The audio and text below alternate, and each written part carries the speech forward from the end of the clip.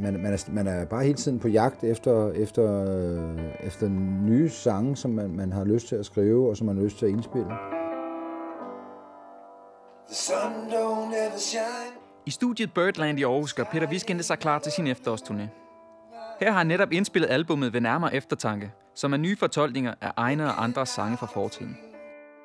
Grundtanken med det her, det er, at det skal være sange, som virkelig har betydet noget for mig, og så skal de lige have lov at finde det rigtige leje, som det ser ud her i 2010. Når man er i studiet, så nogle gange så ser man sig selv med en pladeselskabshat på, hvor man siger, kunne det her få noget airplay, kunne det her blive et hit? Jeg vil enormt gerne have, at man har noget musik, som er tilgængelig for den almindelige danske borger, fordi det er jo dem, vi skal spille for. Og så her nu, hvor efteråret nærmer sig, der er det så ved nærmere eftertanke, der er albummet. Det har da selvfølgelig været med blandede følelser, med op- og nedture i den anledning, og det er jo aldrig rart at, hvad kan man sige, blive gået af dem, som man egentlig troede var ens nærmeste. Det er 2 år siden Peter Viskinde og Big Fat Snake brød efter 20 års samarbejde. Jeg ved stadig ikke, hvad konflikten med Big Fat Snake er overhovedet.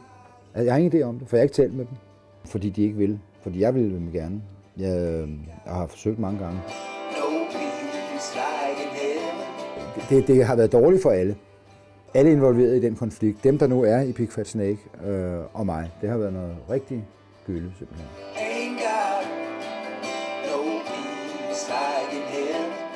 Hvis der er noget, jeg ikke har lyst til at være, så er det en sur, gammel, bitter mand. Fordi det er jeg overhovedet ikke.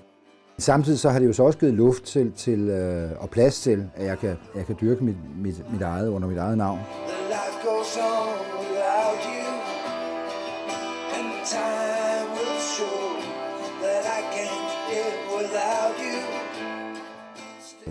Jeg glæder mig da sindssygt meget. Det må man sige.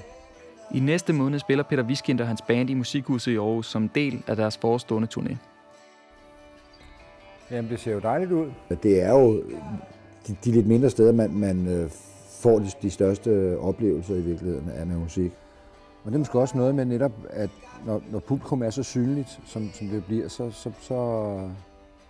så fornemmer man de her nerver, de bliver nok sat lidt på prøve. Når man er i fronten, og så skal man jo også spille lidt, og der er også nogle tekster, man helt skal kunne bare sådan nogenlunde. Og forstærkeren begynder nogle gange at brumme, fordi den er så ældgammel. Den er faktisk næsten så gammel som mig selv. Jeg begynder også at brumme nogle gange, ikke? Så det passer meget godt måske.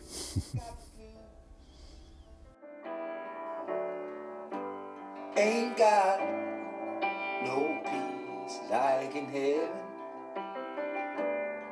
Still I got the blues.